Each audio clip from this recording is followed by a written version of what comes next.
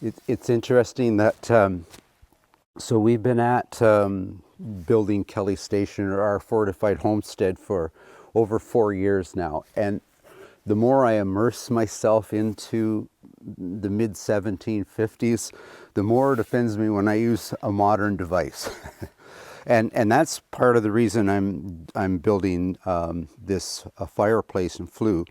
So I'm restoring my smokehouse because I've got 5 hides softened now, ready to smoke, the last step of the tanning process.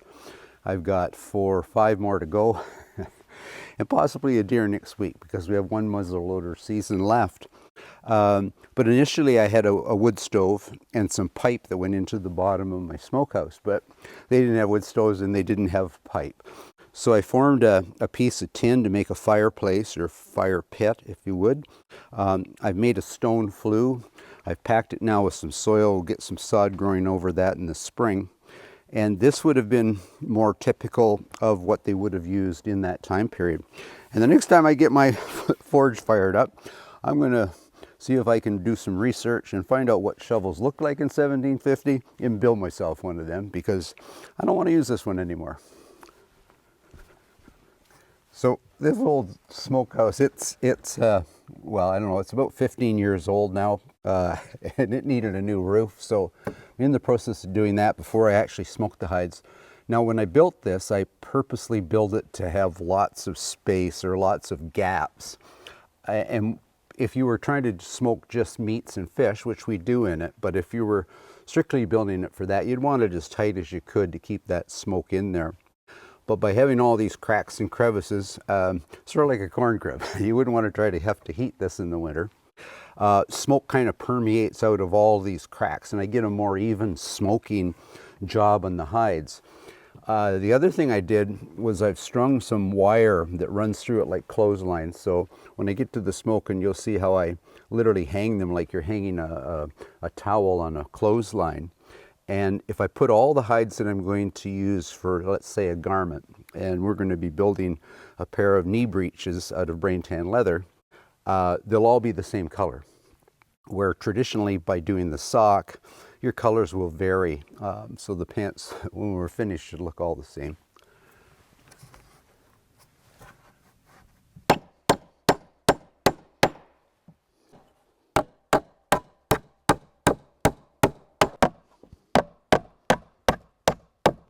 I should point out my sophisticated smoke control. So I have a chimney. So if I'm trying to reduce the smoke, I want to get it out of the box or the compartment quicker, I'll take that guy off or leave it part way on. If I want a really dense smoke, speed up the process, I'm going to do something like that. And while I'm talking about the process, so if one does it traditionally by sewing it in a sock and doing it over a fire, it's a 6 to 8 hours, roughly, depending on the color you want. Where the last time I actually smoked hides in here, I did 9 hides in one smoking. So that's what I call an increase in productivity.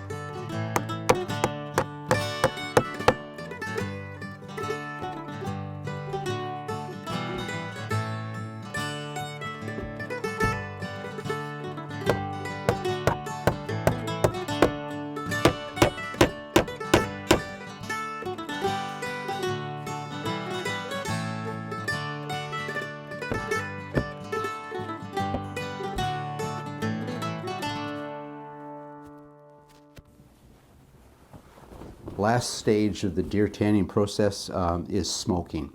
I've got my smokehouse ready to go, and I've got 5 hides to go, and most of them, well, 4 of them, of the 5 I'm smoking today, turned out just like chamois. They're just as soft as soft. But if there's 2 reasons you will get stiff spots in a hide when you're in the softening process. You can hear the stiffness of this, but mind you, in the center it's still very usable, soft material.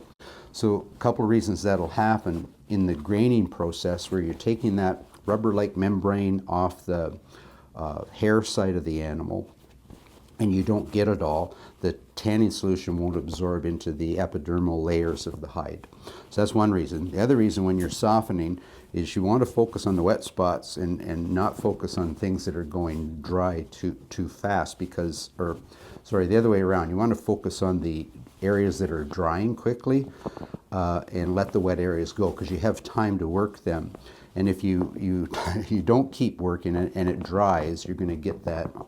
It's not unusable material. I use it for bullet bags and other small bags that I may find useful. But what I'm looking for is this soft chamois-like material. So we did an episode, it's called, some time ago, it's called Tanning Deer Hides Start to Finish. And you can see every single process from taking it off the animal to smoking it. And so if you want to see the whole process and do it yourself, it's a bit of a tutorial, I think. Anyway, I'm going to get these hides in the smokehouse and get a fire going.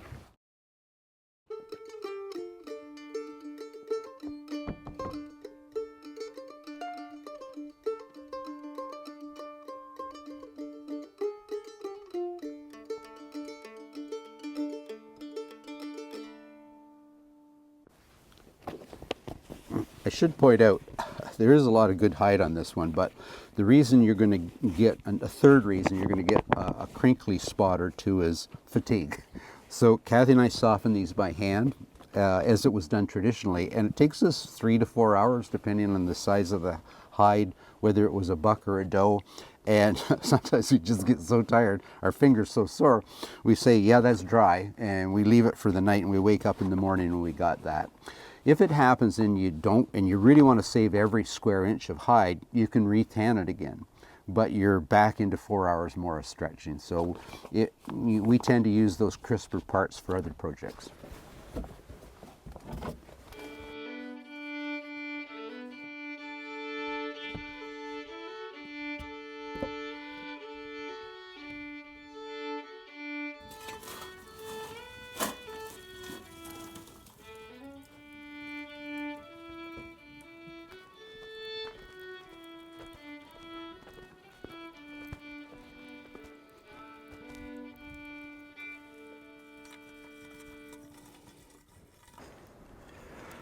So I have a few slivers of hardwood. That's just to keep it going.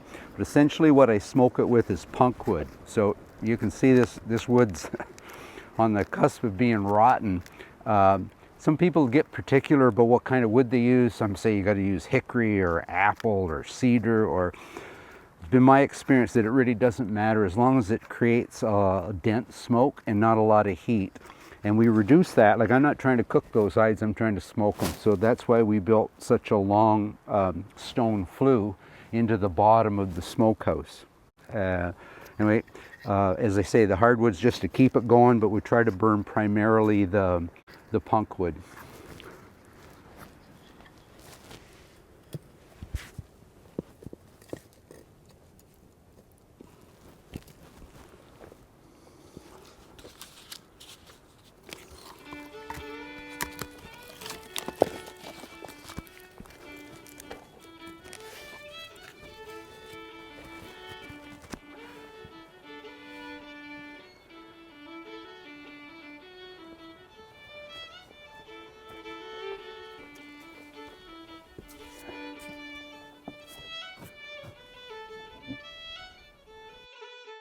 So I'm going to leave that off for a bit till I get some good dense smoke going, and then I'll pretty much shut that off and let the smoke sort of permeate out the sides.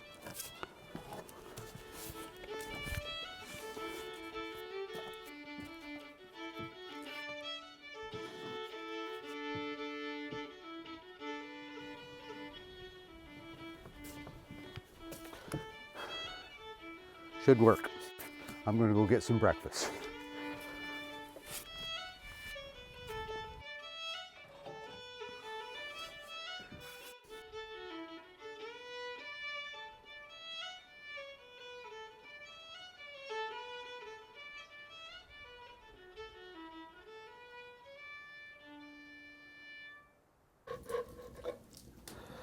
I'm a two meal a day kind of guy, so I hate to waste daylight. So when I get up, if the sun's up, I'm at it.